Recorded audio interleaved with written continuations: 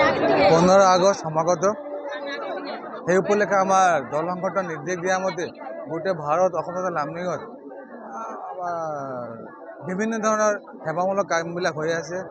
ৰাষ্ট্ৰভক্তি আৰু ৰাষ্ট্ৰ চেতনা আমাৰ ভাৰতবৰ্ষী ৰাইজৰ আছে আৰু তীব্ৰতৰ গতি কৰাৰ কাৰণে ঘৰ ঘৰ তিৰংগা স্বচ্ছ ভাৰতৰ আমাৰ কাৰ্যক্ৰম আছে, য'ত আমাৰ ভাল ভাল অনুষ্ঠান প্ৰতিষ্ঠানবিলাক আছে। তাত অহাকালি এইবিলাক কৰিম।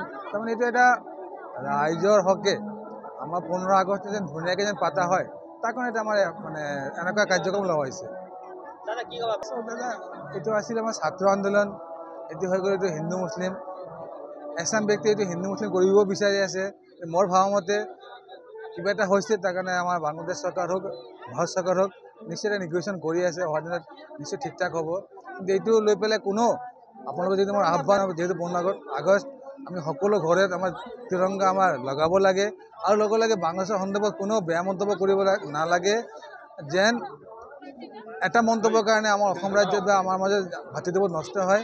কোনো আনডু পলিটিকেল বেনিফিট লোৱাৰ কাৰণে ব্যক্তিগত স্বাৰ্থৰ কাৰণে এইবিলাক বেয়া মন্তব্য কৰিব নালাগে বুলি মই ভাবোঁ।